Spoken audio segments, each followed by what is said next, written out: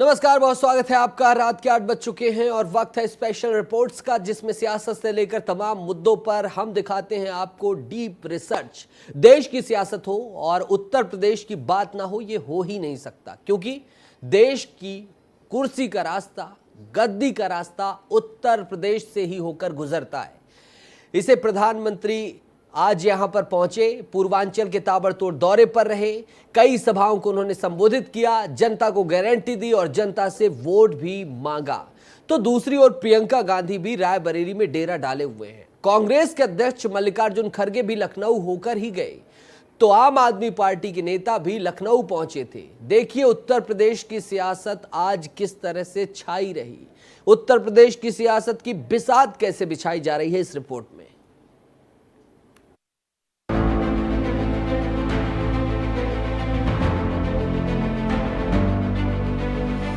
उत्तर प्रदेश को साधने सभी राजनेता जी जान से जुटे हैं। यूपी इन दिनों दौरों और बयानों का केंद्र बना हुआ है। यूपी में सारी हाई प्रोफाइल सीटों पर चुनाव अभी होना बाकी है। इसमें प्रधानमंत्री मोदी का संसदीय क्षेत्र वाराणसी, राहुल गांधी का संसदीय क्षेत्र रायबरेली और कांग्रेस की प्रतिष्ठा का सवाल बनी अमेठी। प्रधानमंत्री आज पूर्वांचल के ताबड़तोड़ दौरे पर रहे। आज उन्होंने पहले आजमगढ़, फिर जौनपुर और उसके बाद भदोही में सभाएं की। इस दौरान उन्होंने विपक्षियों पर जमकर निशाना साधा, साथ ही सरकारी योजनाओं का भी जिक्र किया। मोदी की गारंटी का जिक्र करते हुए उन्होंने कहा कि मोदी की गारंटी का एक उदाहरण ये है कि सीएए लागू होने के बाद पहले चरण में लोगों को नागरिकता दे दी गई है। मोदी ने विपक्ष को चुनौती देते हुए कहा कि देश विदेश से ताकत इकट्ठी करनी है, कर लो। मैं भी मैदान में हूँ और तुम भी मैदान में हो, कोई सीएए को नहीं मिटा सकता। मोदी ने समाजवादी पार्टी और कांग्रेस पर हमला बोला। सपा के शहजादे आतंकवादियों का समर्थन करते थे, दबंगइयों को छोड़ा जाता था। सपा कांग्रेस दल दो है, लेकिन दुकान एक ही है, जहां वो झूठ, परिवारवाद, तुष्टीकरण, भ्रष्टाचार का सामान बेचते हैं। मैं साफ साफ कहना चाहता हूं मेरे भाइयों बहनों, ये मोदी की गारंटी है।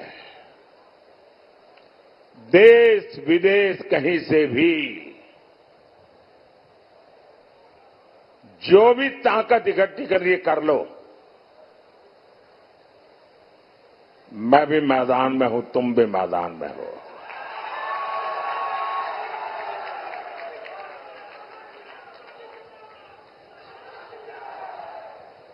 आप सीएए नहीं मिटा पाओगे। सपा कांग्रेस दल दो है, लेकिन दुकान एक ही है। ये झूठ का सामान बेचते हैं, ये तुष्टीकरण का, परिवारवाद का और भ्रष्टाचार का सामान बेचते हैं। मोदी जानते हैं कि यादव वोटर्स का पूर्वांचल में कितना असर है, इसलिए उन वोटरों को साधना नहीं भूले। मोहन यादव का जिक्र किया। द्वारका में समुद्र के नीचे श्री कृष्ण की नगर में श्रद्धा सुमन अर्पित करने गया था।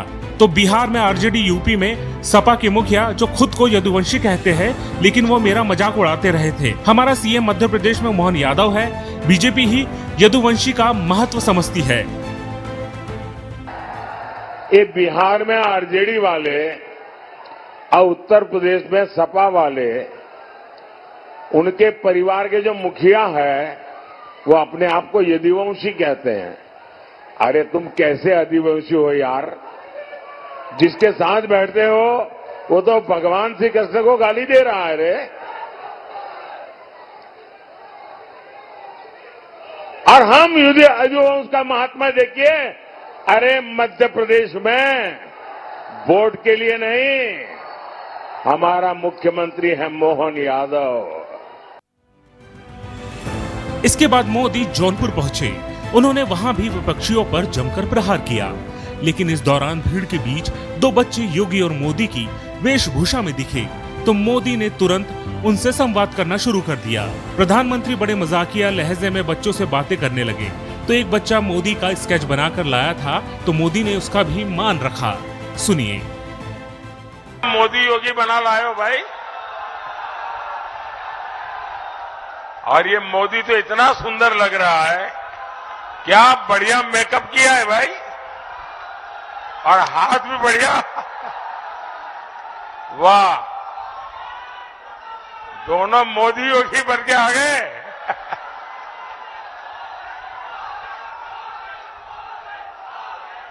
शाबाश शाबाश, बहुत बढ़िया किया आपने।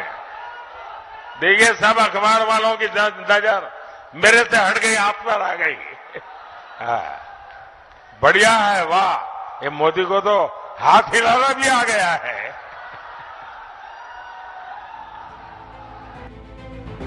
उधर प्रियंका गांधी ने रायबरेली में मोर्चा संभाल रखा है। प्रियंका गांधी ने भी प्रधानमंत्री नरेंद्र मोदी पर तीखा हमला बोला और कहा, पिछले 10 साल से प्रधानमंत्री धर्म के आधार पर राजनीति कर रहे हैं। उन्होंने कहा कि ऐसा नहीं किया तो आप क्या हो गए, पिछले 10 साल से क्या कर रहे हो, पूरा देश देख रहा है। क्योंकि प्रधानमंत्री जी खुद मंच पर आके बैठी बैठी बातें कहते हैं। महीनों से आपको एक बार कहते हैं, पता नहीं क्या क्या कहते हैं। अब चुनाव प्रचार में आपने देखा होगा, टीवी पे कह रहे हैं कि कांग्रेस पार्टी से सावधान रहिए, आपकी भैंस चुरा देंगे, आपके गहने ले जाएंगे, ये कह रहे हैं। आप अचानक कहते हैं मैंने तो नहीं कहा। कल इन्होंने कहा कि मैंने तो हिंदू मुसलमान की बात कभी की ही नहीं। अरे आपकी तो पूरी राजनीति इस पर आधारित है। इधर लखनऊ में इंडी गठबंधन में ही शामिल आम आदमी पार्टी और सपा ने प्रेस कॉन्फ्रेंस की। दिल्ली के मुख्यमंत्री अरविंद केजरीवाल ने लखनऊ से सपा कार्यालय में सपा अध्यक्ष अखिलेश यादव के साथ मीडिया रूबरू हुई। केजरीवाल ने कहा कि प्रधानमंत्री नरेंद्र मोदी अपने लिए नहीं, अमित शाह को प्रधानमंत्री बनाने के लिए वोट मांग रहे हैं। अगर मोदी जी चुनाव जीतते हैं तो 2 महीने में ही मुख्यमंत्री योगी आदित्यनाथ को हटा देंगे। तो अखिलेश यादव ने कहा कि 4 चरणों में अब तक भाजपा चित्त हो चुकी है, जनता में आंसुओं का उफान है। 400 पार का नारा इसलिए दिया गया है कि 140 सीटों से ज्यादा नहीं जीत रहे। इसका जवाब दिया उत्तर प्रदेश के उप मुख्यमंत्री केशव प्रसाद मौर्य ने कि ये चुनाव भारतीय जनता पार्टी मोदी जी अपने लिए वोट नहीं, अमित शाह जी को प्रधानमंत्री बनाने के लिए वोट मांग रहे हैं। दूसरी बात, योगी आदित्यनाथ जी को अगर ये लोग जीत गए तो योगी आदित्यनाथ जी को 2 से 3 महीने के अंदर उत्तर प्रदेश के सीएम पद से हटा दिया जाएगा। और 4 चरणों में भारतीय जनता पार्टी चारों खाने चित्त हो चुकी है और उनके आंसुओं की नदी उफान में है। भारतीय जनता पार्टी जो 400 पार का नारा दे रहे थे, लेकिन 400 पार नारा इसीलिए दे रहे हैं कि 543 में 400 के बाद वो सीटें देख रहे हैं, तो वो केवल 143 बन रही हैं। अखिलेश यादव की संयुक्त प्रेस वार्ता है। सबसे पहले अरविंद केजरीवाल जी को राज्यसभा की सांसद उन्हीं की पार्टी की, उनके आवास पर जो घटनाक्रम घटित हुआ उसका जवाब देना चाहिए। देश और प्रदेश का भ्रमण करने से पहले 2 जून को फिर से तिहाड़ जेल जाने की तैयारी करना चाहिए। मैं तो बता दिया ना, जब 80 की 80 हम जीत रहे हैं और जो हम लोग कहते हैं वह सच होता है। जो अखिलेश यादव जी, राहुल गांधी जी, मायावती जी कहती हैं वह सब गलत होता है। उनका इतिहास 4 चुनाव हार का चौका लगा चुके हैं ये लोग। उसके बाद भी अगर समझ में नहीं आया है तो 5वीं हार के बाद समझ में आएगा। यही नहीं, उत्तर प्रदेश के मुख्यमंत्री भी ताबड़तोड़ सभाएं कर रहे हैं। योगी आदित्यनाथ महोबा पहुंचे थे और उन्होंने कहा कि विपक्ष तो माफिया को संरक्षण दे रहा था, लेकिन यूपी में जब से बीजेपी की सरकार बनी तब से माफियों के बुरे दिन शुरू हो गए। तो चुनावी मौसम नेताओं के बीच जुबानी जंग जारी है, आरोपों और बयानों की बौछार हो रही है। विरोधियों को चित करने के लिए हर हथकंडे अपनाए जा रहे हैं। ब्यूरो रिपोर्ट, विस्तार न्यूज। और इधर दिल्ली के सीएम हाउस में राज्यसभा सांसद स्वाति मालीवाल के साथ बदसलूकी और मारपीट का मामला शांत होता नहीं दिख रहा है। स्वाति मालीवाल 3 दिनों से मीडिया के सामने नहीं आई हैं, लेकिन आरोपी विभव कुमार अरविंद केजरीवाल के साथ सभाओं में देखा जा रहा है, जिससे विपक्षी हमलावर हो गए हैं। उधर मीडिया के सामने आए अरविंद केजरीवाल ने मीडिया के सवालों के जवाब देने की बजाय माइक अपने सांसद संजय सिंह की तरफ सरका दिया। देखिए।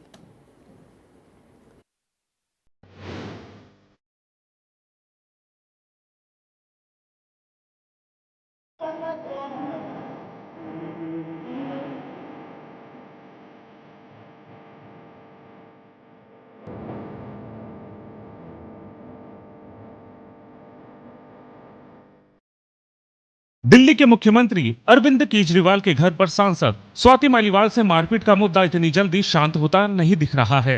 स्वाति मालीवाल का मुद्दा पूरे चुनाव में आम आदमी पार्टी और इंडी गठबंधन के लिए बड़ी चुनौती बन चुका है। दिल्ली सीएम अरविंद केजरीवाल के निजी सचिव विभव कुमार पर लगा आरोप अब आम आदमी पार्टी के लिए बड़ी मुसीबत बनता जा रहा है। जैसे ही लगता है मामला पुराना हो गया है, वैसे ही नए बयान, नई तस्वीरें और नए आरोप सामने आ जा रहे हैं। आज भी यही हुआ। आम आदमी पार्टी के नेता दावा कर रहे हैं कि अरविंद केजरीवाल ने विभव कुमार से नाराजगी जताई और ये भी दावा कर रहे हैं कि विभव कुमार के खिलाफ कड़ी कार्रवाई की जाएगी। लेकिन आज बीजेपी दिल्ली में प्रेस कॉन्फ्रेंस बुलाई। इसमें बीजेपी प्रवक्ता गौरव भाटिया ने मीडिया के सामने एक फोटो शेयर की और आम आदमी पार्टी के चरित्र पर सवाल खड़े किए। दरअसल बीजेपी का कहना है कि विभव कुमार बुधवार शाम लखनऊ एयरपोर्ट पर केजरीवाल के साथ ही नजर आए। तो कैसी कार्रवाई हो रही है? साहब तो सुल्तान की तरह घूम रहे हैं। कार्रवाई तो दूर की बात है, वो तो पश्चाताप भी नहीं कर रहे, कार्रवाई तो क्या करेंगे। और एक तस्वीर सामने आई, ये आपसे साझा करें। ये अरविंद केजरीवाल के साथ विभव कुमार, इन पे तो आरोप लगे हैं। मतलब अच्छा, आरोपी अरविंद केजरीवाल के संरक्षण में साथ में घूम रहा है और वो समाजवादी पार्टी के हेडक्वार्टर में भी दिखाई दिया साथ में। 32 घंटे बाद क्या कह रहे थे कि संज्ञान लिया गया है। ये संज्ञान लिया गया है, बजाय ये कि गिरफ्तारी होती, उससे पहले एफआईआर होती, बजाय ये कि वो बताते कि विभव को बर्खास्त किया जा रहा है। विभव साहब तो बिल्कुल सुल्तान साहब के साथ घूम रहे हैं, फ्लाइट्स ले रहे हैं, साथ खड़े हैं। उनके जो पीए का जो रोल है, पूरा किरदार बखूबी निभा रहे हैं। ये क्या संज्ञान लिया? एक शब्द भी नहीं बोला है केजरीवाल जी ने उस वाकये पर। बीजेपी के एक और नेता मजिंदर सिंह सिरसा ने स्वाति के मुद्दे पर केजरीवाल की पत्नी सुनीता केजरीवाल को लपेटे में लिया। दावा किया कि आम आदमी पार्टी के नेता ने ही उन्हें यह बताया कि सुनीता केजरीवाल के सामने और उनके कहने पर विभव ने थप्पड़ मारा और बाल पकड़कर घसीटा। स्वाति मालीवाल जी को जब पिटवाया गया तो उस वक्त सुनीता केजरीवाल जी ने उनको विभव को कहकर पिटवाया। विभव ने जो मारपीट करी वो सुनीता केजरीवाल जी के कहने पे करी और उनके मौजूदगी में वहां खड़े होकर उन्होंने पिटवाया। और एक बार नहीं, पहले पिटवाया, उसके बाद मालीवाल जी ने पुलिस को फोन किया। जब सुनीता जी को वापस आके पता चलता कि इसने पुलिस को फोन करके बुलाया तो उन्होंने फिर उस वैभव को कहा कि इसको बहुत बुरी तरह से गालियां निकालते हुए कहा, इसको पीटते हुए बाहर फेंको। अरविंद केजरीवाल पहुंचे लखनऊ इंडी गठबंधन के प्रत्याशी के लिए प्रचार करने। इस बीच सपा प्रमुख अखिलेश यादव के साथ उन्होंने प्रेस कॉन्फ्रेंस की। इसमें उन्होंने तमाम यहाँ वहाँ की बातें की, राजनीतिक आरोप लगाए, बीजेपी पर सवाल उठाए। लेकिन जब पत्रकारों ने स्वाति पर सवाल पूछा तो बात बात पर आरोप लगाने वाले केजरीवाल के पास कोई जवाब नहीं था। अरविंद केजरीवाल ने माइक बगल में बैठे अपने नेता संजय सिंह के सामने सरका दिया। कहा, संजय जी जवाब दे रहे हैं।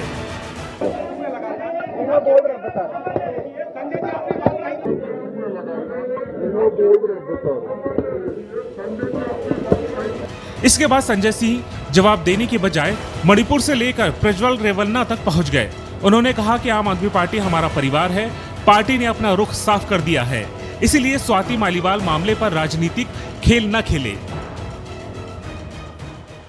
सब लोग, पूरा देश हतप्रभ है, दुखी है, आज तक पीड़ित है। मणिपुर के अंदर एक कारगिल योद्धा की पत्नी को निवस्त करके घुमाया गया, सैकड़ों महिलाओं के साथ दरिंदगी हुई। भारत के प्रधानमंत्री खामोश रहते हैं।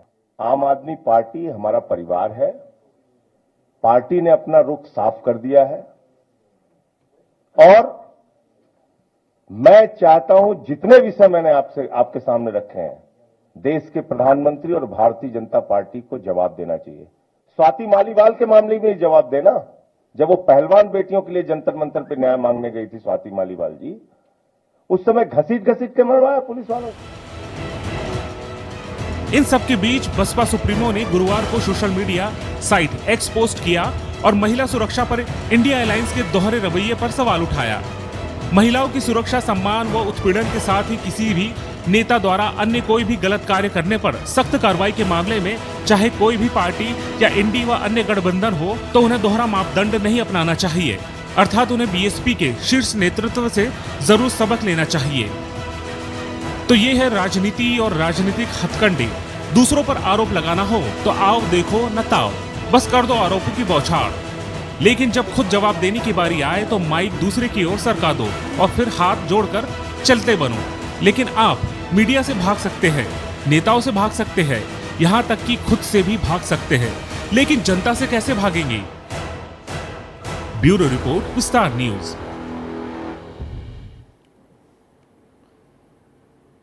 मोहन यादव बीजेपी की आंखों का तारा हो गए हैं। सीएम डॉक्टर मोहन यादव, ये हम नहीं कह रहे हैं, देखकर साफ साफ लगता है कि काफी कम समय में सीएम डॉक्टर मोहन यादव ने बीजेपी में बहुत बड़ी उपलब्धि हासिल कर ली है। उत्तर प्रदेश के अलावा दिल्ली और झारखंड जैसे राज्यों में भी डॉक्टर मोहन यादव के ताबड़तोड़ दौरे हो रहे हैं। आज डॉक्टर मोहन यादव रांची में थे, जहां उन्होंने बीजेपी के एजेंडे पर प्रखर रूप से बात रखते हुए कांग्रेस की जमकर खामियां गिनवाई। डॉक्टर मोहन यादव के झारखंड दौरे पर आपको दिखाते हैं ये रिपोर्ट।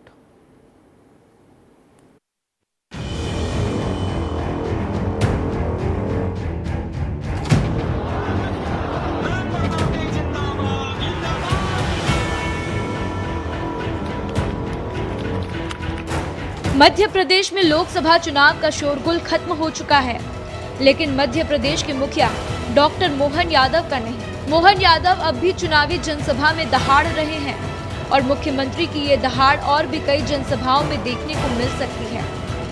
उत्तर प्रदेश में जिस तरीके से मोहन यादव ने अपने दमदार भाषण और व्यक्तित्व की छाप छोड़ी है, वो बीजेपी को काफी रास आ रही है। तभी तो मध्य प्रदेश और उत्तर प्रदेशों में चुनावी हुंकार भरने के बाद से प्रदेश के मुखिया को अन्य राज्यों में भी चुनावी प्रचार की कमान सौंपी जाती है। ताबड़तोड़ रोड शो करवाया जाता है। मंच से मोहन यादव का भाषण होता है, जहां निशाने पर पूरा विपक्ष रहता है।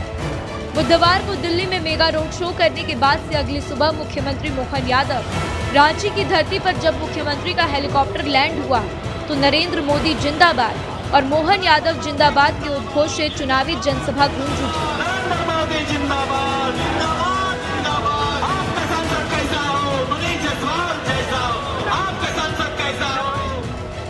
हजारों की संख्या में कार्यकर्ताओं और कड़े सुरक्षा इंतजामों के बीच जब मोहन यादव मंच पर पहुंचे तो उन्हें भगवान बिरसा मुंडा की तस्वीर भेंट कर सम्मानित किया गया। मोहन यादव ने रांची के मंच से हाल ही में जांच एजेंसियों द्वारा करोड़ों की कैश बरामदगी पर जमकर निशाना साधा। मुख्यमंत्री मोहन यादव ने कहा कि झारखंड में मौजूदा सरकार ने भ्रष्टाचार कर लोगों की आंखों में सिर्फ और सिर्फ धूल झोंकने का काम किया है। इसके साथ ही मोहन यादव ने प्रदेश की खनिज संपदा का सही उपयोग न करने पर मौजूदा राज्य सरकार पर जमकर निशाना साधा। मुझे आपके झारखंड की घटना इससे जुड़ती दिखाई दे रही है। आपने सबने वोट देकर के जिनको मुख्यमंत्री बनाया, सरकार के मंत्री बनाया, वो हेलीकॉप्टर में सुंदर लग रहे थे, लेकिन आकर के आपकी धूल में आंखों में झोंक रहे थे। वो आपकी आंखों के सामने आपका माल लूट के ले जा रहा है। लिया सरकार बनी यहाँ पे, इतना समृद्ध प्रदेश जिसकी खनिज संपदा का सही उपयोग हो जाए तो मैं गारंटी से कह सकता हूँ कि झारखंड नंबर 1 का राज्य हो, नंबर 1 का देश के अंदर। सन 2000 में बिहार से हटकर झारखंड एक अलग प्रदेश बना। प्रदेश के बंटवारे का सारा काम अटल बिहारी वाजपेयी के रहते पूरा किया गया। झारखंड के मंच से मोहन यादव ने अटल बिहारी वाजपेयी के कार्यों का जिक्र करते हुए समृद्ध झारखंड की नींव रखने की बात कही। न खाऊंगा न खाने दूंगा, ये नारा प्रधानमंत्री नरेंद्र मोदी ने दिया था। आज मोहन यादव ने इन्हीं नारों का जिक्र करते हुए कहा कि प्रधानमंत्री के उद्देश्यों पर, भ्रष्टाचार पर जमकर नकेल कसी जा रही है।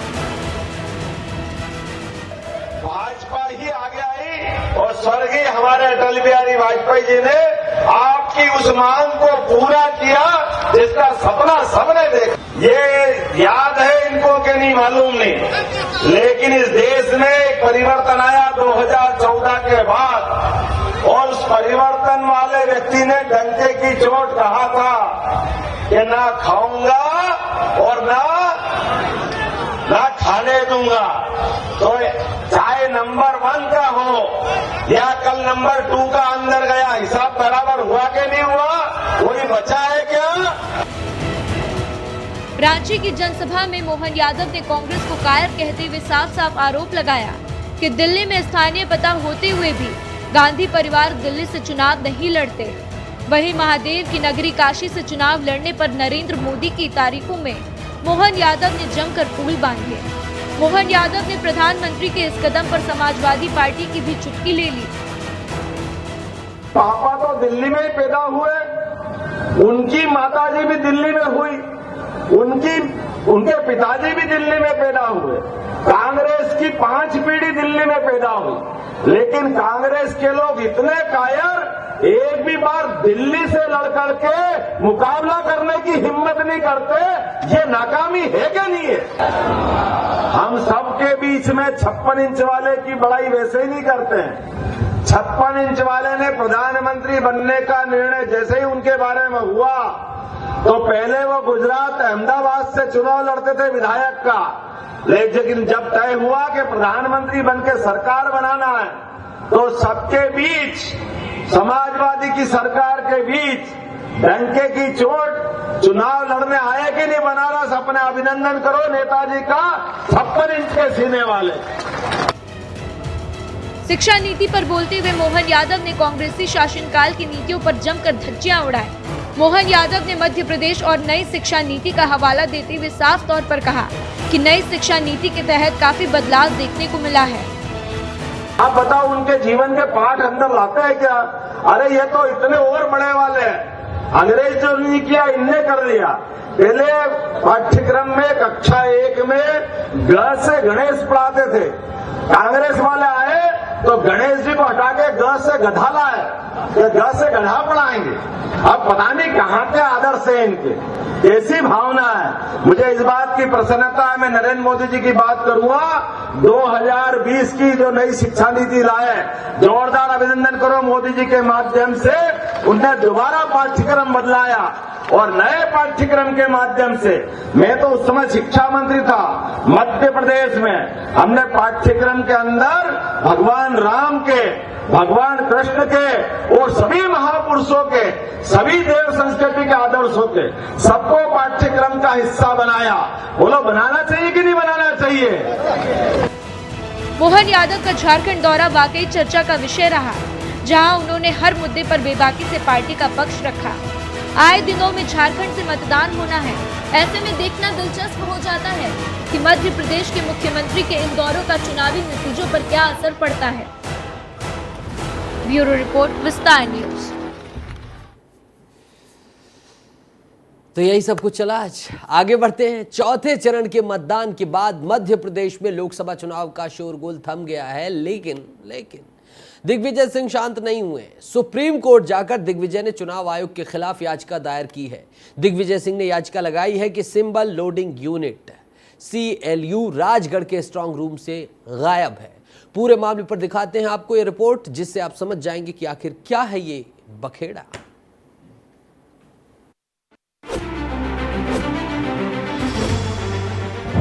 पूर्व मुख्यमंत्री और राजगढ़ से कांग्रेस के प्रत्याशी दिग्विजय सिंह अक्सर इलेक्ट्रॉनिक वोटिंग मशीन को लेकर बयान देते रहते हैं। यहां तक कि सुप्रीम कोर्ट से लेकर चुनाव आयोग को भी कई बार पत्र लिख चुके हैं। अक्सर ही वे ईवीएम में गड़बड़ी को लेकर सवाल उठाते रहते हैं और अब वो चुनावी मैदान में है तो कोई भी मौका छोड़ नहीं रहे हैं। इससे पहले गुना में स्ट्रांग रूम के बाहर लगे CCTV कैमरे की फुटेज को लेकर सवाल उठाया था। अब सिंबल लोडिंग यूनिट को लेकर सुप्रीम कोर्ट तक पहुंच गए हैं। मतदान के बाद उठ रहे सवालों को लेकर दिग्विजय सिंह की याचिका पर सुप्रीम कोर्ट ने सुनवाई करने का फैसला कर लिया है। दिग्विजय सिंह ने तर्क दिया है कि 1 मई को सुप्रीम कोर्ट ने आदेश दिया था। कोर्ट ने कहा था कि 45 दिन तक स्ट्रांग रूम में SLU मौजूद होना चाहिए, लेकिन सुप्रीम कोर्ट के आदेशों का उल्लंघन चुनाव आयोग ने किया है। उन्होंने अपनी याचिका में कहा कि रिटर्निंग ऑफिसर ने राजगढ़ में चुनाव के बाद स्ट्रांग रूम में SLU को नहीं रखा और आयोग को सौंप दिया। देखिए, दिग्विजय सिंह जी के अब आखिरी कुछ साल हैं। सुप्रीम कोर्ट, हाई कोर्ट का इस्तेमाल सुर्खियां बटोरने के लिए दिग्विजय सिंह करते हैं और यही कारण है कि उनने देख लिया कि वो बहुत बड़े मार्जिन से हारने वाले हैं, बुरी तरीके से हारने वाले हैं, तो स्वाभाविक है कि उसके अलिबाई वो क्रिएट कर रहे हैं। दिग्विजय सिंह की याचिका को लेकर भाजपा प्रवक्ता हितेश वाजपेयी का कहना है कि अक्सर दिग्विजय सिंह संवैधानिक संस्थाओं का इस्तेमाल करते हैं। कई मामलों में कोर्ट का रुख किया, लेकिन उनके फेवर में कोई भी कोर्ट की तरफ से फैसला नहीं आया। व्यापम से लेकर कई और मुद्दों को लेकर भी दिग्विजय सिंह सुप्रीम कोर्ट गए, लेकिन कोई राहत नहीं मिली। अब तो कोर्ट भी कहने लगा है कि दिग्विजय सिंह की याचिका पर सुनवाई करने से कोई मतलब नहीं है। देखिए, एसएलयू को लेके माननीय न्यायालय का स्पष्ट आदेश था कि एसएलयू को संग्रहित करना है, निर्वाचन आयोग की ये जिम्मेदारी है। गुना लोकसभा में आप वहीं पे रखे हुए हैं, राजगढ़ लोकसभा की एसएलयू को निर्वाचन आयोग ने कहीं अन्यत्र भेज दिया। दिग्विजय सिंह जी ने न्यायालय का दरवाजा खटखटाया, न्यायालय का स्पष्ट आदेश था, निर्वाचन आयोग को मानना उसकी बाध्यता है। अगर निर्वाचन आयोग माननीय न्यायालय के आदेश को नहीं मान रहा है तो उसको लेके हम अपना पक्ष न्यायालय में स्पष्ट रखेंगे।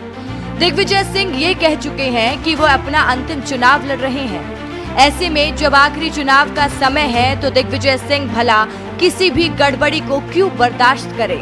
यही वजह है कि चुनाव आयोग में शिकायत करने के बजाय सुप्रीम कोर्ट से न्याय की गुहार लगाई है। बहरहाल कल सुप्रीम कोर्ट में सुनवाई है। याचिका में दिए गए तर्क पर जवाब आयोग से भी सुप्रीम कोर्ट कर सकता है। ब्यूरो रिपोर्ट, विस्तार न्यूज। प्रदेश में वोटिंग खत्म और बीजेपी के दिग्गजों का प्रवास कोई छुट्टी नहीं है। प्रवास के तहत जा रहे हैं और अलग अलग जगहों पर पहुंच रहे हैं और वोटिंग खत्म होने के बाद बीजेपी के मिशन 400 के तहत आंधी झोंकने को लेकर सभी लोग नेता जुटे हुए हैं। छत्तीसगढ़ से बीजेपी के दिग्गज नेता मुख्यमंत्री विष्णुदेव साय, उप मुख्यमंत्री विजय शर्मा समेत कई नेताओं की तैनाती ओडिशा में की गई है, जहां ये नेता जमकर चुनावी प्रचार कर रहे हैं। विस्तार न्यूज की टीम ने इन दिग्गजों के चुनावी दौरों को कवर करते हुए नेताओं से खास बातचीत की है। किन मुद्दों को प्रदेश में उठाया जा रहा है और बीजेपी किन रणनीतियों और योजनाओं पर चुनाव प्रचार कर रही है, इन तमाम विषयों पर विस्तार न्यूज ने छत्तीसगढ़िया नेताओं से खास बातचीत की है। सब कुछ देखिए इस रिपोर्ट में और तब आप समझ जाएंगे कि आखिर दूसरे राज्यों में किस तरह से यहां के कद्दावर नेता प्रभाव डाल रहे हैं।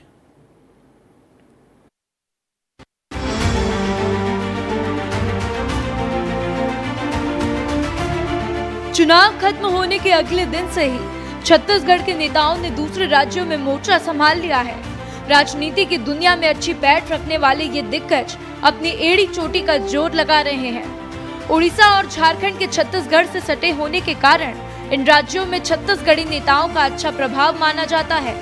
यहाँ भाजपा नेता छत्तीसगढ़ मॉडल को लेकर लगातार प्रचार प्रसार कर रहे हैं। इसको लेकर छत्तीसगढ़ के बीजेपी नेताओं का ताबड़तोड़ दौरा हो रहा है। दिग्गजों की पार्टी द्वारा दी गई जिम्मेदारियों की बात करें तो विष्णुदेव साय को ओडिशा और झारखंड की जिम्मेदारी मिली है। दोनों डिप्टी सीएम को ओडिशा में कमान संभालने का मौका मिला, तो वहीं सीएम विष्णुदेव साय अब तक दूसरे प्रदेशों में 10 से ज्यादा चुनावी जनसभा और रोड शो कर चुके हैं।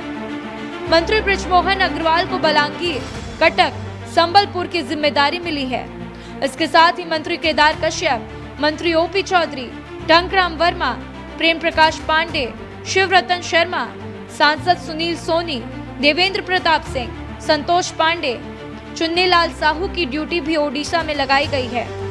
भाजपा प्रदेश अध्यक्ष किरण सिंह देव, लक्ष्मी रजवाड़े, धर्मलाल कौशिक, भूपेंद्र सवन्नी, रजनीश सिंह, विकास महतो, संजय श्रीवास्तव, राम विचार नेता और श्याम बिहारी जायसवाल की तैनाती झारखंड में की गई है। उड़ीसा दौरे पर बीजेपी के तमाम दिग्गज जमकर प्रचार कर रहे हैं। चुनावी जनसभा में बीजेपी के एजेंडों को प्रमुखता से रखा जा रहा है, तो वहीं मुख्यमंत्री विष्णुदेव साय, उप मुख्यमंत्री विजय शर्मा, वित्त मंत्री ओपी चौधरी और वन जलवायु मंत्री केदार कश्यप ने ओडिशा में जब चुनावी जनसभा को संबोधित किया तो उनके निशाने पर ओडिशा की मौजूद राज्य सरकार थी। जनसभा में छत्तीसगढ़िया दिग्गजों ने संकल्प पत्र की बात प्रमुखता से की। तो ये कांग्रेस का ये संस्कृति है, ये कांग्रेस को उखाड़ के फेंकना है इस देश से, खाली देश को लूटने का काम इन्होंने किया है। और जहां तक आदिवासी बहुल ये क्षेत्र है, जगदम्ब साई जी बता रहे थे कि यहाँ हमारे कंवर समाज के लोग भी हैं जो बहुत दिनों तक आदिवासी नहीं थे, लेकिन अभी वो फरवरी महीना में आदिवासी हो गए हैं। तो ये काम कराने वाला कौन? नरेंद्र मोदी। नरेंद्र मोदी, आपके जुएल उरांव जी। तो मैं बंधुओं से, अपने सगा समाज के लोगों से कहना चाहूंगा कि आप सबका एक एक वोट भारतीय जनता पार्टी को मिलना चाहिए।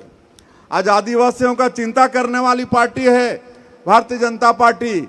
इस नई सरकार की पहली बैठक कैबिनेट की, और पहली कैबिनेट की बैठक का पहला लाइन है कि 18 लाख गरीबों का आवास गरीबों को दिया जाएगा।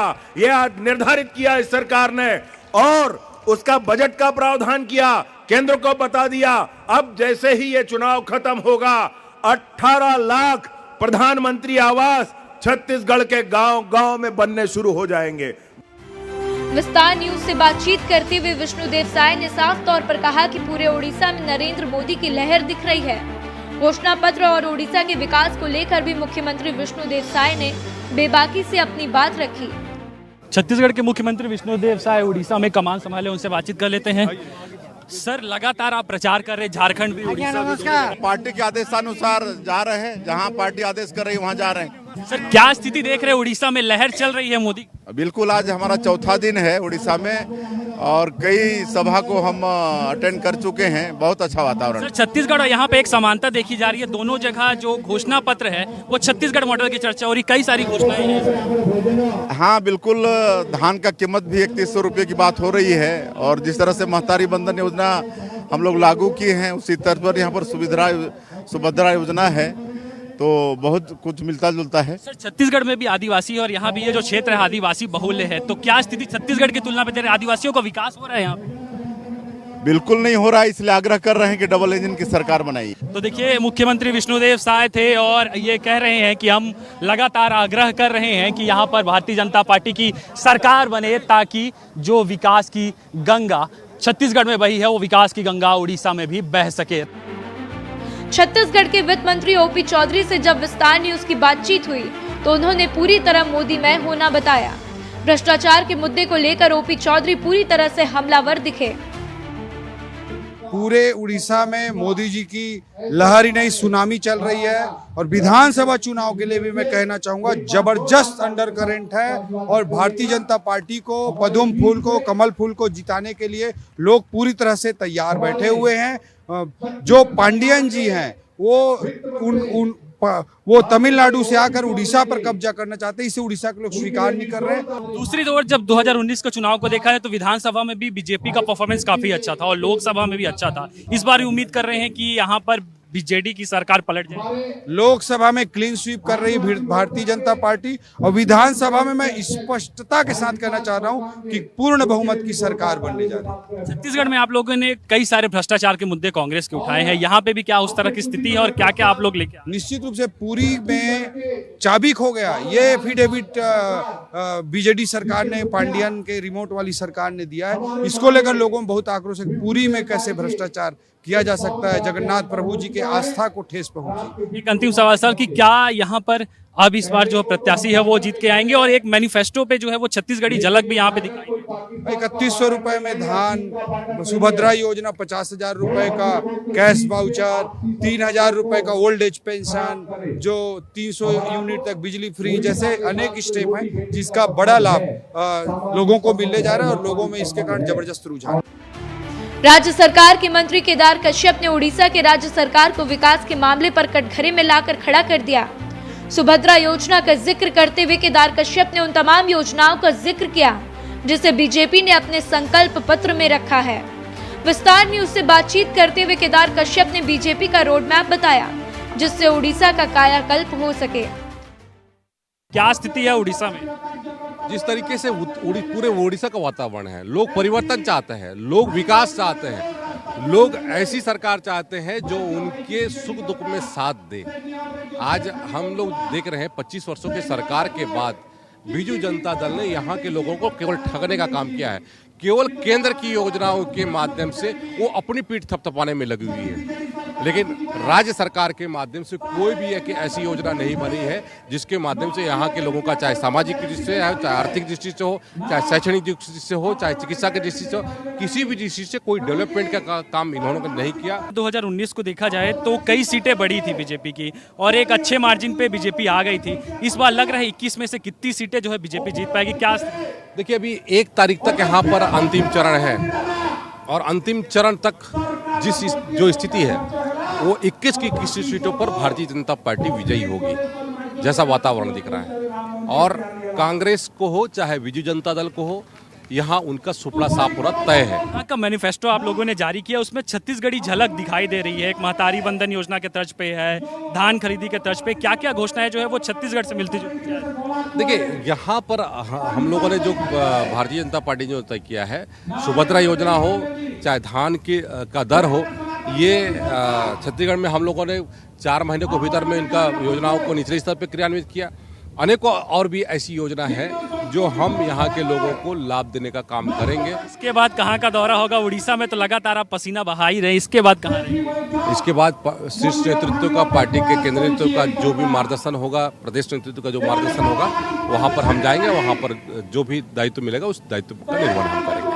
केदार कश्यप जी और साफ तौर पे ये कह रहे हैं कि जो विकास की गंगा छत्तीसगढ़ में विष्णु सरकार ने बहाई है और यहाँ पर जब भारतीय जनता पार्टी जीत कर आएगी तो उसी विकास की गंगा को यहाँ भी बहाया। लोकसभा चुनाव प्रचार प्रसार के लिए इतनी बड़ी संख्या में छत्तीसगढ़ी नेताओं की तैनाती चर्चा का विषय बनी हुई है। करीब 1 दर्जन से ज्यादा नेताओं के प्रवास पर देखना दिलचस्प हो जाता है कि केंद्र की राजनीति में इसका कितना असर पड़ता है। ब्यूरो रिपोर्ट, विस्तार न्यूज। और छत्तीसगढ़ में लोकसभा चुनाव की वोटिंग खत्म हो गई, लेकिन माहौल जस का तस नजर आ रहा है। ये हम इसलिए कह रहे हैं क्योंकि राजनीतिक दलों के बीच वार पलटवार के तौर तरीकों में कोई खास बदलाव नहीं मिला है। पोस्टर वार, कार्टून वार, ये सब कुछ चल रहा है। कटाक्ष किया जा रहा है, विरोधियों पर हमले किए जा रहे हैं। पूरे मामले को देखिए रिपोर्ट में, फिर आप समझ जाएंगे।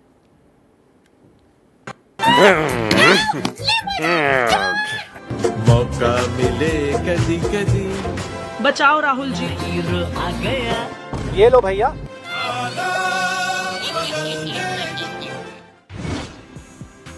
छत्तीसगढ़ में लोकसभा चुनाव के दौरान लगातार कार्टून वीडियो वॉर चलती रही। कार्टून के माध्यम से राजनीतिक दलों ने एक दूसरे की खींचतान की, लेकिन अब चुनाव थमने के बाद भी कार्टून वीडियो जारी होने का सिलसिला नहीं थमा है। भाजपा द्वारा सोशल मीडिया पर एक कार्टून वीडियो जारी किया गया। इस वीडियो में राहुल गांधी एक हिंदू महिला का पर्स मुस्लिम को देते हुए नजर आ रहे हैं। वीडियो जारी होने के बाद प्रदेश की सियासत गर्मा गई। कांग्रेस ने इस वीडियो पर आपत्ति जताई। कांग्रेस संचार प्रमुख सुशील आनंद शुक्ला ने कहा कि भाजपा वाले विभाजनकारी वीडियो जारी करते हैं। बीजेपी का यही चरित्र उसे ले डूबेगा। कांग्रेस पार्टी इसकी निंदा करती है। अभी तक हुए 4 चरण के चुनाव में भाजपा ने मंदिर, मुस्लिम मंगलसूत्र और मीट मछली करने का काम किया है। बेहद निंदनीय है, बेहद ही अभद्र है। कांग्रेस पार्टी इसकी निंदा करती है। यह भारतीय जनता पार्टी का चरित्र है। 4 चुनाव तक हिंदू मुस्लिम मीट मटन मछली मंगलसूत्र करने वाले प्रधानमंत्री 4 चरण के बाद रो रो कर 5वें चरण में कहते हैं कि वो हिंदू मुस्लिम नहीं करते हैं। उनकी पार्टी का वास्तविक चरित्र यह है कि विपक्ष के एक नेता का इस प्रकार का कार्टून बनाता है, कार्टून बना के उनकी छवि खराब करने की कोशिश करती है। कांग्रेस का बयान सामने आते ही भाजपा ने पलटवार किया। देश की जनता कांग्रेस को बेहतर पहचान चुकी है।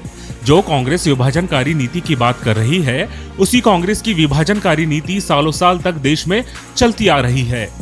देश की जनता को मालूम है कि किसने कर्नाटक के अंदर क्या किया, किसने जामिया मिलिया यूनिवर्सिटी में क्या किया। जनता लगातार कांग्रेस को सबक सिखाने का काम कर रही है। देखिए, वीडियो और तमाम तरह की चीज़ों का विषय तो नहीं है, लेकिन देश की जनता कांग्रेस को बेहतर पहचान चुकी है, बेहतर जान चुकी है कि किसकी विभाजनकारी नीति वर्षों वर्षों तक देश के अंदर में रही है और किसने कर्नाटक के अंदर में क्या किया, किसने जामिया मिलिया विश्वविद्यालय के अंदर में क्या किया। और समय समय पर देश के अंदर में कांग्रेस और कांग्रेस की सरकार की नीति जनता से छुपी नहीं है। छत्तीसगढ़ में लोकसभा चुनाव खत्म हो चुके हैं, कांग्रेस भाजपा दोनों ही दल के नेता अपने पार्टी के पक्ष में दूसरे राज्यों में चुनावी प्रचार प्रसार में जुटे हुए हैं। चुनाव संपन्न होने के बावजूद प्रदेश में सियासत कम नहीं हो रही है। अब प्रदेश की सियासत सोशल मीडिया पर गर्मा गई है। लोकसभा चुनाव से पहले भी प्रदेश की सियासत में कार्टून वीडियो का जिक्र होते आ रहा है और लोकसभा चुनाव के दौरान भी कार्टून वीडियो जारी कर राजनीतिक दल एक दूसरे पर आरोप प्रत्यारोप लगाए। लेकिन अब जब प्रदेश में चुनाव थम गया है, तीनों चरण में चुनाव संपन्न हो गए हैं, लेकिन फिर भी कार्टून वीडियो जारी करने के बाद अब सियासत थमने का नाम नहीं ले रही है। कांग्रेस हो या फिर भाजपा, दोनों ही दल एक दूसरे का वीडियो जारी कर एक दूसरे पर गंभीर आरोप लगा रहे हैं। अब देखने वाली बात होगी कि ये कार्टून वीडियो जारी करने का जो सिलसिला है कब तक थम पाता है। कैमरा पर्सन किशन साहू के साथ अनमोल तिवारी, विस्तार न्यूज। चुनाव भले ही खत्म हो गए छत्तीसगढ़ में, लेकिन नक्सलवाद पर सियासत अभी भी खत्म नहीं हो रही है। लंबे समय से नक्सलवाद का दंश झेल रहे छत्तीसगढ़ को इसे खत्म करने को लेकर आस बंधी हुई है, लेकिन सियासी गर्मियों की तपिश ने नक्सल को एक बार फिर से राजनीतिक मुद्दा बना दिया है। कारण अब इसे लेकर गृह मंत्री अमित शाह ने राज्य सरकार की पीठ थपथपा दी। साथ ही एनकाउंटर को फेक बताने के लिए कांग्रेस पर तीखा हमला भी बोल दिया। रिपोर्ट देखिए, सब कुछ समझ जाएंगे।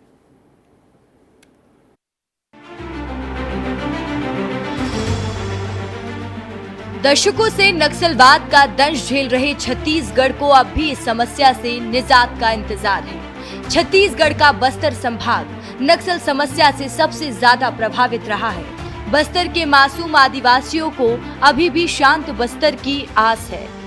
विधानसभा चुनाव के साथ लोकसभा चुनाव के दौरान केंद्रीय गृह मंत्री अमित शाह और प्रधानमंत्री नरेंद्र मोदी ने छत्तीसगढ़ को नक्सल मुक्त राज्य बनाने की बात कही है। इसके बाद से प्रदेश की सियासत नक्सलवाद की धुरी पर घूमती नजर आई है और अब एक बार फिर केंद्रीय गृह मंत्री अमित शाह के बयान पर राजनीति तेज हो गई है। शाह ने छत्तीसगढ़ में नक्सल ऑपरेशन को साई सरकार की तारीफ बताया। वहीं कांग्रेस के एनकाउंटर को फेक बताने को लेकर कांग्रेस पर तीखा हमला बोला। छत्तीसगढ़ के 3-4 जिलों में ये समस्या बची है। मैं मानता हूं कि अगले 2 साल में, 3 साल में देश नक्सल समस्या से मुक्त हो जाएगा और छत्तीसगढ़ में भी भारतीय जनता पार्टी की सरकार आने के बाद 4.5 महीने में 112 नक्सली मारे गए हैं, लगभग 450 सरेंडर हुए हैं और 153 अरेस्ट हुए हैं। इतना बड़ा अभियान ये 5 महीने में लिया है। जो कांग्रेस की सरकार थी तब स्थगित आ गई थी और on the contrary Congress party ये कह रही है कि फेक एनकाउंटर हो रहे। मैंने कई इंटरव्यू में कहा है, तुलसीदास जी का एक कोट है कि जिसका बुरा समय आता है भगवान सबसे पहले उसकी मति हर लेता है। कांग्रेस पार्टी के साथ शायद यही हुआ है। केंद्रीय गृह मंत्री अमित शाह के बयान के बाद नक्सलवाद के मुद्दे पर छत्तीसगढ़ की सियासत गर्मा गई है।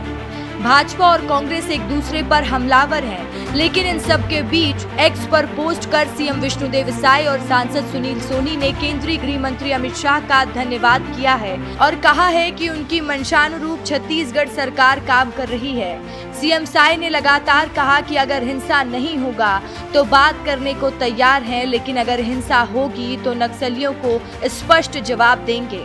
आने वाले 3 साल में नक्सल समाप्त होगा। वहीं दूसरी तरफ कांग्रेस भी इस पर तंज कसती नजर आ रही है। प्रदेश अध्यक्ष दीपक बैज ने कहा, गलत होगा, कांग्रेस आवाज उठाएगी। सवाल हम नहीं, पीड़ित परिवार उठा रहा है। कांकेर में 3 लोगों को फर्जी एनकाउंटर में मारा गया। हम इन लोगों के साथ खड़े हैं। सरकार का इस पर अभी तक जवाब नहीं आया। 15 साल में बीजेपी शासनकाल में अराजकता और जंगल राज था।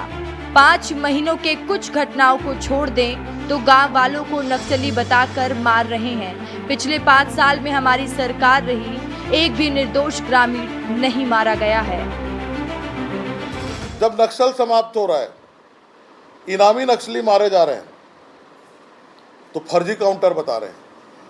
होम मिनिस्टर से मैं पूछना चाहता हूं, पूर्व होम मिनिस्टर ताम्रध्वज जी से, 5 साल में कभी मुंह से नक्सल निकला है या आप होम मिनिस्टर के रोल में थे या नहीं थे, ये जनता को बताएं। केवल बयान देने से नहीं होता। कर रहे हैं, निराश कर रहे हैं हमारे जवानों को। सवाल वो पीड़ित परिवार उठा रही है, गांव वाले उठा रहे हैं कि कांकेर की घटना जो 3 आदिवासियों को, निर्दोष आदिवासियों को गोली मारा गया, क्या फर्जी एनकाउंटर नहीं था? उस पर सरकार अभी तक क्यों जवाब नहीं दे रही है? जिनके राशन कार्ड, जॉब कार्ड, आधार कार्ड, सभी चीजें हैं, गांव वालों ने कहा फर्जी एनकाउंटर है। निश्चित रूप से हम उन गांव वालों के साथ, ग्रामीणों के साथ खड़े हैं, उन आदिवासियों के साथ खड़े हैं। बीजेपी के इन तमाम दावों और बातों के बीच चलिए एक नजर देखते हैं कि आखिर बीजेपी की सरकार बनने के बाद नक्सलवाद पर कितनी नकेल कसी गई है। 4.5 महीनों में 112 नक्सली मारे गए, 450 नक्सलियों ने आत्मसमर्पण किया, 153 नक्सलियों को अरेस्ट किया गया, 28 सुरक्षा कैंप खोले गए, 29 नवीन कैंप और खोले जाएंगे, 143 आईईडी बरामद किए गए। ग्रामीणों का फोर्स पर भरोसा बढ़ा, भरोसा बढ़ने से सूचनाएं जल्द मिल रही हैं। भाजपा नक्सल उन्मूलन को लेकर शुरू से ही रही कमिटेड, भाजपा ने फोर्स को फ्री हैंड दिया। छत्तीसगढ़ में नक्सलवाद के खिलाफ निर्णायक लड़ाई जारी है। सुरक्षा बल लगातार नक्सलियों की मांद में घुसकर उनका सफाया कर रहे हैं। ऐसे में जहां अगले कुछ सालों में नक्सलवाद के अंत को लेकर उम्मीद जागी है, वहीं फेक एनकाउंटर को लेकर सियासत भी तेज है। ऐसे में यही उम्मीद की जा सकती है कि हार्डकोर नक्सलियों का सख्ती से सफाया तो हो, लेकिन कोई निर्दोष पुलिस और नक्सलियों की गोलियों की चपेट में ना आए। ब्यूरो रिपोर्ट, विस्तार न्यूज। देश भर में लोकतंत्र का महापर्व चल रहा है। 4 चरणों के मतदान पूरे हो चुके हैं और अब 5वें चरण की तैयारियां जोरों पर है, जिसके लिए बीजेपी कांग्रेस के बड़े नेता दूसरे राज्यों का प्रचार कर रहे हैं, दूसरे राज्यों में पहुंच रहे हैं, प्रचार प्रसार कर रहे हैं। लेकिन महिलाओं ने भी मोर्चा संभाला है। कौन कौन सी महिला नेत्रियां हैं जिन्होंने मोर्चा संभाला है, जरा इस रिपोर्ट में देखिए।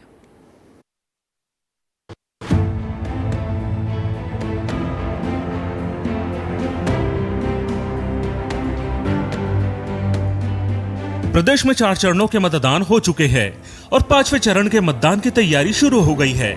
ऐसे में सियासी दल भी 5वें चरण में अपनी पूरी ताकत झोंक दे रहे हैं। जहां एक और बीजेपी कांग्रेस के बड़े नेता दूसरे राज्यों में प्रचार कर रहे हैं, तो वहीं महिला मोर्चा भी इसमें पीछे नहीं है। छत्तीसगढ़ में बीजेपी और कांग्रेस दोनों ही पार्टियों ने अब महिलाओं को भी दूसरे राज्यों में प्रचार की कमान सौंप दी है। बात करें बीजेपी की, तो बीजेपी महिला मोर्चा को दूसरे राज्यों की कमान दी गई है, जिसमें महिला मोर्चा की सदस्य बिहार, हरियाणा और ओडिशा में जाकर प्रचार करेगी। बीजेपी ने 3 टोलियों में महिलाओं की टीम को रवाना किया है, जिसमें एक टोली में 15-15 महिला सदस्य मौजूद है। महिलाओं की ये टोली मोदी सरकार और राज्य सरकार के कामकाज का बखान करेगी। वहीं ओडिशा में महिलाओं को महतारी वंदन योजना की भी जानकारी देगी। वहीं कांग्रेस ने 2 महिला पदाधिकारी को हिमाचल की जिम्मेदारी दी है, जिसमें पूर्व मंत्री अनिला भेड़िया और पूर्व सांसद छाया वर्मा शामिल है। कांग्रेस की दोनों महिला पदाधिकारी मोदी सरकार की विफलता को जनता के सामने रखेगी। भारतीय जनता पार्टी ने महिला मोर्चा की प्रदेश अध्यक्ष शालिनी राजपूत के नेतृत्व में 3 टोलियों को अलग अलग राज्यों के लिए रवाना किया। ये टोलियां ओडिशा, बिहार और हरियाणा में पार्टी के लिए प्रचार करेगी। भाजपा महिला मोर्चा के दौरे को लेकर महिला मोर्चा की प्रदेश उपाध्यक्ष डॉक्टर ममता साहू ने बताया कि छत्तीसगढ़ सरकार ने 5 महीने में जिस तरह से छत्तीसगढ़ में कामकाज किया है और मोदी की गारंटी पूरी की गई है, उसको बताने का काम महिला मोर्चा की कार्यकर्ता करेगी। जैसे कि उज्ज्वला गैस योजना, आवास योजना, शौचालय योजना, जो महिलाओं के लिए अति आवश्यक है। तो ऐसी ऐसी योजनाएं हैं जिससे, और जो देश के लिए और धर्म के लिए और सनातन धर्म के लिए मोदी जी ने क्या क्या किया है, ये महिला मोर्चा बताएंगी। और छत्तीसगढ़ राज्य में ये 5 माह की में जो छत्तीसगढ़ में भारतीय जनता पार्टी की सरकार ने जो अपने वादे पूरे किए हैं, जो मोदी की गारंटी थी, जिसे पूरे किए हैं विष्णुदेव साय जी की सरकार ने। वहीं कांग्रेस ने अपनी 2 महिला नेत्री पूर्व सांसद छाया वर्मा और पूर्व मंत्री अनिला भेड़िया को हिमाचल का ऑब्जर्वर बनाया है। कांग्रेस ने छाया वर्मा को शिमला 4 लोकसभा क्षेत्र में चौपाल विधानसभा क्षेत्र के लिए पर्यवेक्षक बनाया है, तो वहीं पूर्व मंत्री अनिला भेड़िया को शिमला 4 लोकसभा क्षेत्र में ठियोग विधानसभा क्षेत्र के लिए पर्यवेक्षक नियुक्त किया गया है। भारतीय जनता पार्टी महतारी वंदन योजना के नाम पर छत्तीसगढ़ प्रदेश में बड़ी बड़ी बातें कर रही थी, परंतु आज का परिदृश्य ऐसा है कि 75% प्रदेश की माताओं बहनों के खाते में राशि का आवंटन नहीं हुआ है। तो स्पष्ट हो गया है कि भारतीय जनता पार्टी महिलाओं को केवल वोट के लिए इस्तेमाल करती है और कांग्रेस जो कहती है वो करती है। तो निश्चित रूप से हमारी माताएं बहनें जो विभिन्न क्षेत्रों में प्रचार के लिए जुटी हुई हैं, वो बखूबी अपना कार्य कर रही हैं। छत्तीसगढ़ में चुनाव खत्म होने के बाद बीजेपी और कांग्रेस ने अपने महिला पदाधिकारी को दूसरे राज्यों में प्रचार के लिए भेज दिया है। ऐसे में देखने वाली बात यह है कि उनके प्रचार से पार्टी को कितना फायदा पहुंचता है। रायपुर से खोमन साहू, विस्तार न्यूज। इधर इंदौर में अक्षय कांति बम को लेकर कांग्रेस एक स्टंट कर रही है। कांग्रेस अक्षय कांति बम की तलाश के लिए एक अभियान चलाने जा रही है। क्या अक्षय कांति बम को लेकर कांग्रेस की प्लानिंग, देखिए इस रिपोर्ट में। इंदौर में कांग्रेस अक्षय कांति बम के पाला बदलने से खासी नाराज है और अब कांग्रेस अक्षय कांति बम को लेकर एक नया स्टंट करने जा रही है। 307 में फरार आरोपी अक्षय कांति बम की गिरफ्तारी में पुलिस की मदद करने के लिए कांग्रेस ने 55 सदस्यीय उड़न दस्ता दल बनाया है। कांग्रेस का ये उड़न दस्ता शहर के अलग अलग स्थानों पर नजर बनाए बैठा है। इन्हें जैसे ही अक्षय कांति बम नजर आएंगे, इसकी जानकारी वो पुलिस को देंगे। पुलिस के सहयोग के लिए 55 सदस्यीय निगरानी उड़न दस्ते का गठन किया गया है।